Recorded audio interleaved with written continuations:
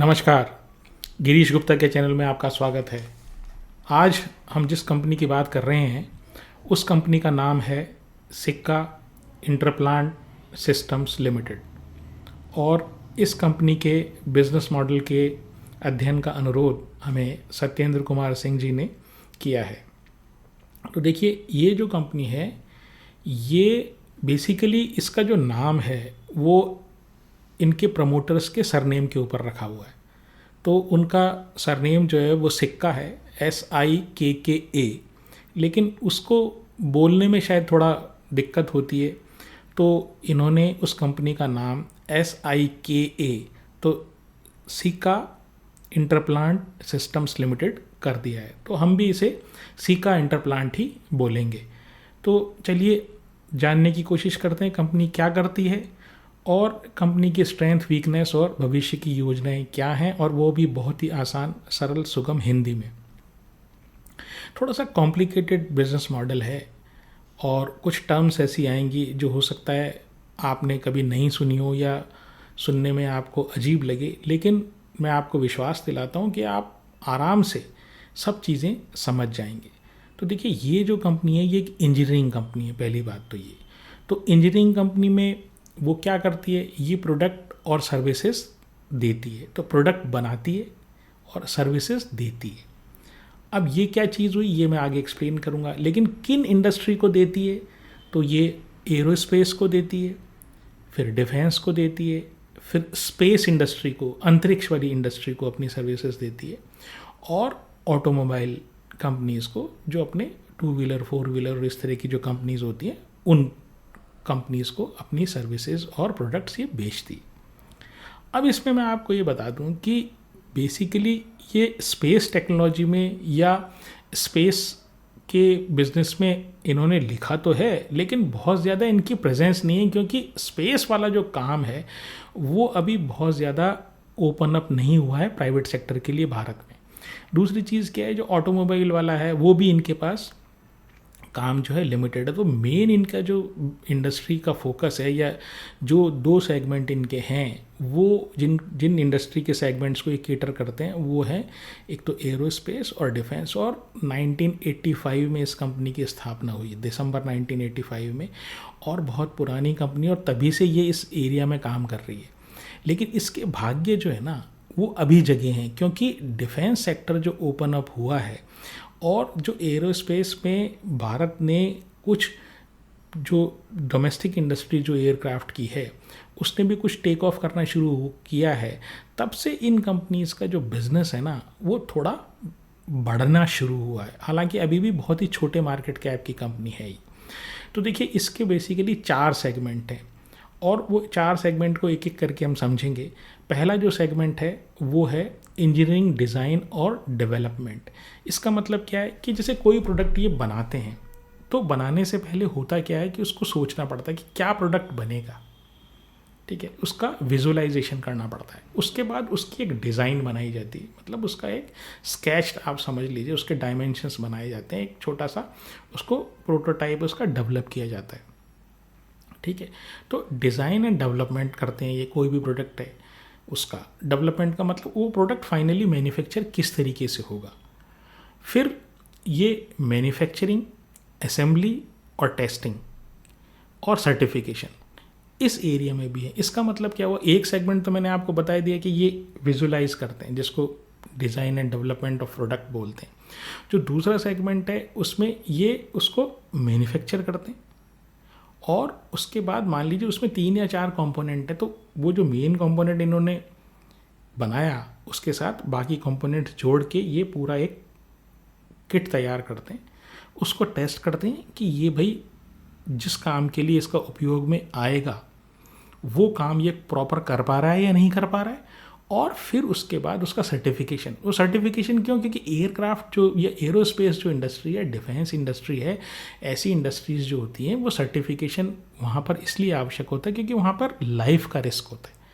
तो सर्टिफिकेशंस इस इंडस्ट्री का एक महत्वपूर्ण पार्ट है। तो तीसरा क्या है इनका segment, maintenance, repair and overall. ये भी ये काम करते हैं, मतलब जो पुराने, जैसे इन्होंने कलपुर से घिस जाते हैं और किसी एयरक्राफ्ट के या किसी डिफेंस इंडस्ट्री में किसी फाइटर जेट के या किसी हेलीकॉप्टर के या किसी अन्य लाइट कमर्शियल एयरक्राफ्ट के, तो वहाँ पर क्या है कि उसकी सर्विसिंग वगैरह भी ये करते हैं। और जो चौथा इनका वर्टिकल है वो है सिस्टम इंटीग्रेशन का। तो ये सिस्टम इंटीग्रेशन का हमने एक बार आपको एक तनेजा एरोस्पेस वाला जो हमने वीडियो किया था रिसेंटली, उसमें भी हमने बताया था कि भाई जब आप कोई एक इक्विपमेंट उसमें डालते हैं, उसमें कोई इक्विपमेंट मान लीजिए आपने किसी एयरक्राफ्ट में लगाया और उसको मॉडिफाई करने की कोशिश की। कैसे मॉडिफिकेशन करते हैं, क्यों मॉडिफिकेशन करते हैं, ये मैं आपको आगे बताऊंगा, आपको क्लियर हो जाएगा वो। मान लीजिए आपने उस चीज़ को मॉडिफाई करने की कोशिश की कोई एयरक्राफ्ट को, तो एयरक्राफ्ट के जो सिस्टम है उनसे आपका जो मॉडिफाइड चीज़ जो है, जो चीज़ मॉडिफाई कर रहे हो वो सब आपस में बात भी तो करनी चाहिए। तो उस तरह के जो सिस्टम है उसको सिस्टम इंटीग्रेशन बोलते हैं, कि कैसे जो मॉडिफिकेशन आपने किया है वो एयरक्राफ्ट के या हेलीकॉप्टर के बाकी सारे पार्ट से, कलपुर्जों से आपस में बात कर सके। तो बड़ा इम्पॉर्टेंट एस्पेक्ट है ये। अब एक एक करके समझते हैं कि एग्जैक्टली ये क्या प्रोडक्ट बनाते हैं। तो पहला जो इनका प्रोडक्ट है वो है सर्च एंड रेस्क्यू के लिए ये किट्स बनाते हैं। अब देखिए क्या होता है सर्च एंड रेस्क्यू जो ऑपरेशन वो क्या होता है, जैसे मान लीजिए कोई आदमी, कोई नेचुरल डिज़ास्टर हो गई, कोई बाढ़ आ गई, कोई जंगल में आग लग गई, कोई भूस्खलन हो गया, कोई जैसे केदारनाथ में बाढ़ आ गई, या कुछ भी इस तरह की दुर्घटना हो गई, या हमारे जवान कहीं फंसे हुए हैं, कोई कॉम्बैट में फंसे हुए हैं तो, और वो मिल नहीं रहे हैं, या समुद्र में कोई जहाज़ डूब गया। तो ऐसे केसेस में क्या होता है कि जो आपने नोट किया होगा कि जो भारतीय वायुसेना के जो विमान होते हैं, या भारतीय जो जो हेलीकॉप्टर्स वगैरह होते हैं भारतीय वायुसेना के, वो जाकर उनको ढूंढते हैं और ढूंढने के बाद उनको बचा कर लाते हैं। तो उसके लिए क्या होता है कि ये जो सारे ऑपरेशंस में जो सामान काम आता है वो ये सारे किट्स बनाते हैं। एक ये मेडिकल इवैक्यूएशन, जैसे कोई मान लीजिए आपने सुना होगा कि मेडिकल एम्बुलेंस, उनकी एक पर्टिकुलर व्यक्ति की जब बहुत ज़्यादा तबीयत ख़राब हो जाती है या वो घायल होता है और उसको इमीडिएटली इमरजेंसी की ट्रीटमेंट की आवश्यकता होती है, तो एक हॉस्पिटल से उसको फ्लाई करके जो है दूसरे हॉस्पिटल में, बड़े हॉस्पिटल में जहाँ अच्छी सुविधा हो वहाँ ले जाया जाता है, तो उसको एयर एम्बुलेंस बोलते हैं। तो ये जो सर्च एंड रेस्क्यू टाइप के जो ऑपरेशंस हैं, या जो मेडिकल इवैक्यूएशन जिसको बोलते हैं, ठीक है, घायल को एक जगह से दूसरी जगह ले जाना अच्छे इलाज के लिए, तो इनके लिए ये क्या किट्स बनाते हैं। तो किट्स का मतलब क्या हुआ, कोई छोटी सी चीज़ नहीं है, नहीं, ये एक ऐसे सिस्टम इनके पास है कि वो फटाफट, कोई भी एयरक्राफ्ट होता है ना, उसको फटाफट ये एयर एम्बुलेंस में या रेस्क्यू ऑपरेशंस के लिए उस एयरक्राफ्ट को या हेलीकॉप्टर को तैयार कर देते, ठीक है। तो इनके सिस्टम के, अब आप जो सिस्टम इंटीग्रेशन की बात मैं कर रहा था वो अब आप समझिए।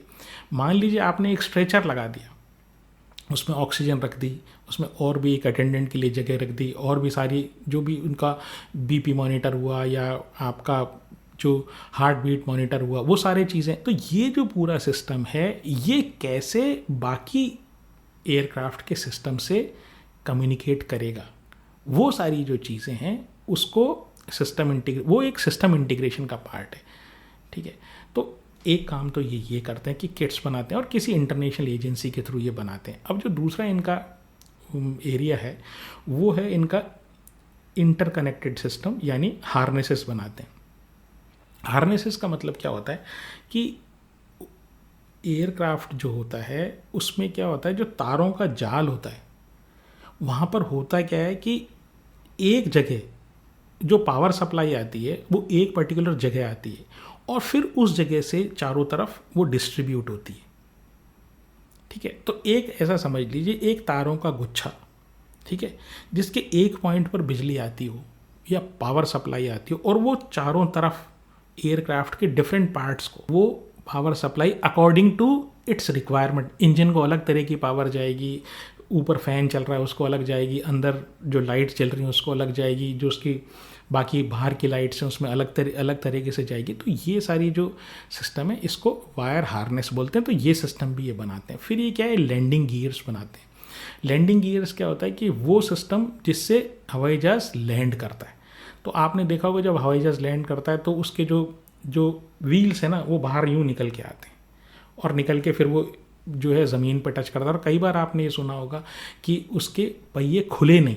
तो ये क्या, लैंडिंग गियर की जो प्रॉब्लम होती है, लैंडिंग गियर का मतलब वो सिस्टम जिससे एयरक्राफ्ट के पहिए खुलते हैं, तो वो सिस्टम भी ये बनाते हैं। और उससे रिलेटेड काफ़ी सारे जो एलिमेंट्स होते हैं ना वो ख़राब हो गए, मान लीजिए कोई हाइड्रोलिक कोई चीज़ है उसमें, जैसे अपने जैक्स होते हैं ना मोटरसाइकिल में, शॉकर्स जिसको बोलते हैं, तो उस तरह के हाइड्रोलिक सिस्टम्स के थ्रू वो आपका ये सिस्टम जो लैंडिंग गियर्स का सिस्टम काम करता है। तो मान लीजिए कोई प्रॉब्लम आ जाती है, कोई चीज़ उसमें चेंज करनी है, तो वो चेंज करने के लिए रिप्लेसमेंट वाले पार्ट्स भी ये बनाते हैं। फिर जो एक अन्य इनका जो सेगमेंट है वो है हैंडलिंग इक्विपमेंट का। तो हैंडलिंग इक्विपमेंट में जैसे मैंने बताया जब सर्च एंड रेस्क्यू ऑपरेशंस होते हैं तो उसमें क्या होता है कि किसी आदमी को उठा के लाना है, तो उसके गले में, उसके कमर में एक बेल्ट बांध दी जाती है और वो उसमें एक हुक होता है।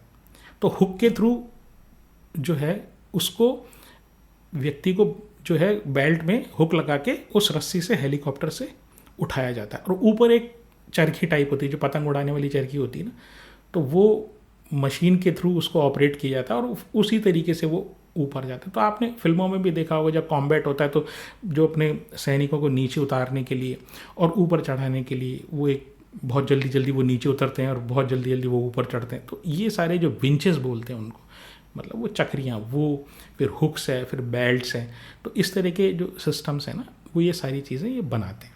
ठीक है, अब बात करते हैं कि इनके लिए अपॉर्चुनिटीज़ क्या है। तो देखिए इनके लिए जो बड़ी अपॉर्चुनिटी है वो ये है कि जो भारत है ना वो अपनी डिफेंस फोर्सेस को बहुत ज़्यादा मॉडर्नाइज करने पर जोर दे रहा है। और इसके साथ साथ ही उसका, भारत का एक इरादा और है कि ये सारा मॉडर्नाइजेशन जहाँ तक कोशिश हो सके 70% तक वो इंडिजिनस यानी स्वदेशी कंपनियों द्वारा हो, हमारे पास स्वदेशी टेक्निक आए। तो ऐसे किस्से में, ऐसी स्थिति में जो है ऐसी छोटी कंपनियों की और डिफेंस से रिलेटेड बाकी सारी कंपनियों के लिए बड़ा अच्छा अवसर है। और ये माना जा रहा है कि लगभग 25,000 करोड़ यूएस डॉलर के साजो सामान भारत खरीदेगा आने वाले 10 वर्षों में। 25,000 करोड़ यूएस डॉलर का सामान। अब देखिए इसमें इन कंपनीज़ के लिए अपॉर्चुनिटी कैसे, तो एक चीज़ होती है ऑफसेट। अब ये ऑफसेट समझ लेते हैं, ये बड़ा इंपॉर्टेंट कंसेप्ट है। ऑफसेट क्या होता है, जब मान लीजिए एक फ्रांस की कंपनी है, उससे भारत ने कोई सामान खरीदा, ठीक है, अब उसमें तो क्या है, वहाँ की इंडस्ट्री वाले को फ़ायदा हुआ और वहाँ के जो कर्मचारी हैं उस, यानी उस देश के नागरिक है, फ्रांस के जो नागरिक हैं उनको फ़ायदा हुआ। भारत के नागरिक को क्या मिला, पैसा तो उन्होंने पूरा दे दिया, एक सुरक्षा के लिए आपने एक सामान मिल गया आपको, ठीक है, कोई फाइटर जेट मिल गया आपको। लेकिन भारत क्या कहेगा उस स्थिति में कि नहीं भाई, आप जो है ना, यानी फ्रांस की वो कंपनी, हमें भी, हमारे लोकल लोगों को भी कुछ काम करने के लिए कुछ ऑर्डर आप दो, हमारी इंडस्ट्री के लोगों को भी कुछ ऑर्डर दो। तो वो करीब करीब 10-15% का ऑर्डर जो है ना वो देते हैं। तो इस चीज़ को ऑफसेट बोलते हैं। भाई आपने, हमारे यहाँ हमने आपको ऑर्डर दिया तो आपकी इंडस्ट्री बढ़ी, अब हमारी इंडस्ट्री के लिए भी आप कुछ करो, तो वो उस चीज़ को ऑफसेट बोलते हैं। तो ये जो 25,000 करोड़ नेक्स्ट 10 ईयर्स में यूएस डॉलर्स जो स्पेंड होने वाले हैं, उसका करीब करीब 3,000 करोड़ जो है ना ऑफसेट आएगा यूएस डॉलर में। और वो सारा जो है इस तरह की जो सिक्का इंटरप्लांट वाली जो टाइप की जो कंपनी है ना, वो उनको मिलेगा। दूसरा क्या है कि ये जो कंपनी है इसकी ये खास बात ये कि ये कुछ उन प्राइवेट सेक्टर कंपनीज़ में से है जिनको डीआरडीओ की एक एजेंसी है वो डिज़ाइन अप्रूव करती है। तो लगातार इन्होंने 8-10 साल इनके जो प्रोडक्ट्स के डिज़ाइन है ना वो अप्रूव हुए हैं वहाँ से। और मैंने आपको बताया अप्रूवल इसलिए आवश्यक है कि चाहे एरोस्पेस की कंडीशन में हो या मिलिट्री एयरक्राफ्ट की कंडीशन में हो, डिफेंस के कोई कंडीशंस हों, वहाँ पर लाइफ जो है ना वो बड़ी इम्पोर्टेंट जगह रखती है, ठीक है, सेफ्टी। तो इन सब चीज़ों के लिए एक जब प्रोडक्ट ये कोई बनाते हैं तो इनको सर्टिफिकेशन या अप्रूवल लेना आवश्यक होता है, तो इनके पास वो अप्रूवल है। दूसरा क्या है कि इनको इंडस्ट्रियल लाइसेंस मिला हुआ है डिफेंस प्रोडक्शन के लिए, जिसके लिए ऑफसेटिंग में ये एलिजिबल है। ऑफसेटिंग मैंने आपको बता ही दिया, ठीक है। अब बात करते हैं कि इनकी वीकनेसेस की क्या है। तो देखिए अभी तक क्या है कि ये जो कंपनी है ना ये अभी बहुत छोटी है और ये अभी ग्रोथ की स्टेज में आई है। अभी एकदम से ये नहीं, फुल फ्लेजेड जो है ये ग्रोथ पाथ पर चल गई, और इसका जो डिपेंडेंस है वो कम्प्लीटली डिफेंस के ऑर्डर्स के ऊपर है। और ये जो ऑफसेटिंग वाली जो पॉलिसी है ना ये गवर्नमेंट बनाती है और गवर्नमेंट कभी भी इसको चेंज कर सकती है। तो बेसिकली आप ये कहें कि अगर इन्होंने कोई बहुत अच्छी तरीके से डाइवर्सिफिकेशन नहीं किया तो इस कंपनी का जो भाग्य है ना वो गवर्नमेंट के ऑर्डर्स के ऊपर डिपेंडेंट है। फिर क्या होता है कि जो टेस्टिंग और अप्रूवल है, जैसे कोई प्रोडक्ट बना दिया और जैसे मैंने बताया इसमें अप्रूवल और जो सर्टिफिकेशन ये बड़ा इम्पॉर्टेंट एस्पेक्ट है। तो मान लीजिए कोई प्रोडक्ट बना दिया और उसका अप्रूवल नहीं मिला और या देर लगा दिया तो वो ना बिकेगा ना वो आगे आप उसका कुछ कर सकते। तो आपने जो पैसा उसमें R&D में लगाया वो ब्लॉक हो गया, रेवेन्यू आपका आया नहीं, तो रेवेन्यू पे भी डेंट आता है। तो इसके फाइनेंशियल की बात करें तो छोटी कंपनी है, लगभग 2770 करोड़ का मार्केट कैप है। ROE बहुत अच्छा है, रिसेंटली काफ़ी बढ़ा है ये ROE। 2017 के आसपास इसका ROE केवल 2-3-4% हुआ करता था, जो बढ़ के 22.5% हो गया है। और डेट टू इक्विटी नील है, बहुत ही अच्छी बात है। लेकिन जो PE है, प्राइस टू अर्निंग, वो 108 का है। और 3 साल की सेल 14% बढ़ी है, 3 साल का प्रॉफिट जो है 16% बढ़ा है। लेकिन जो पिछले 12 महीनों का इनका परफॉर्मेंस है वो काफ़ी अच्छा है। तो जो 12 महीनों की पिछले 12 महीनों की सेल 39% बढ़ी है, प्रॉफिट जो है 41% बढ़ा है। लेकिन शेयर का जो भाव है ना वो बहुत तेज़ी से 2.5-3 गुना हो गया है पिछले 2-3 महीनों में। तो इस मार्च में लगभग 450 रुपये का भाव इस शेयर का था और अचानक ये बढ़कर 1350 हो गया है। तो इस बात का आप ध्यान रखिएगा। दूसरी बात क्या है, जो प्रमोटर के पास बड़ी कांस्टेंट, काफ़ी टाइम से बड़ी कांस्टेंट 71.72% होल्डिंग है और इधर उधर शिफ्ट नहीं हो रही है ये।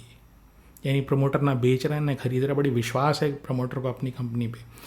जो FII के पास 3.11% है, DII के पास कुछ है नहीं और पब्लिक के पास बाकी 25.15% है। तो देखिए एक चीज़ तो आप ये ध्यान रखिए कि इस शेयर में जो है ना, चूँकि लिक्विडिटी कम है, क्योंकि 71.72 जो है वो तो प्रमोटर के पास ही है, तो इसमें मैनिपुलेशन की चांस बहुत है। और अभी कंपनी जो है ना, अभी कंपनी की जो परफॉर्मेंस है ना वो उतनी बढ़िया दिखने नहीं लगी है। 2-3 क्वार्टर के परफॉर्मेंस आए ना तब आपको इस कंपनी के बारे में जो है ना थोड़ा सा और आइडिया लगेगा कि कंसिस्टेंटली परफॉर्म करेगी कि नहीं करेगी। कंपनी अच्छी है, कंपनी का बिजनेस अच्छा है, ठीक है, ग्रोथ वाली इंडस्ट्री में है, लेकिन हम तो शेयर होल्डर हैं, हमें तो भाव से मतलब है। इसलिए आप अपने फाइनेंशियल एडवाइज़र से पूछ के ही कोई काम कीजिएगा। मेरी शेयर में खरीद या फरोख्त की कोई राय नहीं है। अगर आपको मेरा प्रयास पसंद आया हो तो चैनल को सब्सक्राइब करें, वीडियो को लाइक करें और शेयर करें। नमस्कार, धन्यवाद, जय हिंद।